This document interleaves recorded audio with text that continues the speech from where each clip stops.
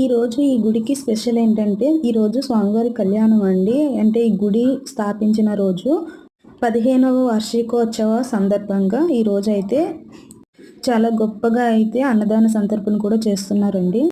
అందుకే ఈరోజు వచ్చిన భక్తులందరూ కూడా దర్శనం చేసుకుని పంపిస్తున్నారు తప్ప గోత్రనామాలు అయితే ఏమీ చదవట్లేదండి. వచ్చిన భక్తులందరూ స్వామివారిని దర్శించుకొని ఈరోజు చాలామంది అయితే స్వయం పాకం ఇస్తున్నారండి. 7 వారాలు చేసిన వాళ్ళందరూ కూడా స్వయం పాకం ఇస్తారండి. అలా అయితేనే మనకి 7 వారాలు ఫలిస్తాయని ఒక నమ్మకం. ఇక్కడ వచ్చేసి భైరవుడు ఉన్నాడండి. అంటే ఒక కుక్క అయితే ఉంది, ఎప్పటి నుంచో ఉంది. మేము వచ్చిన ప్రతి వారం కూడా చూస్తూ ఉంటాము. ఇక్కడ ఎప్పటి నుంచి అయితే ఉందో తెలియదు, కానీ ఎప్పుడూ చూస్తూనే ఉంటాము.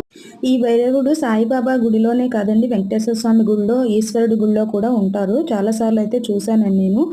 ఇక్కడ ఉన్న ఈ భైరవుడు కూడా ఎవరిని ఏమీ అనకుండా స్వామివారి సన్నిధిలో కూర్చుని ఉంది. ఓం నమో వెంకటేశాయ.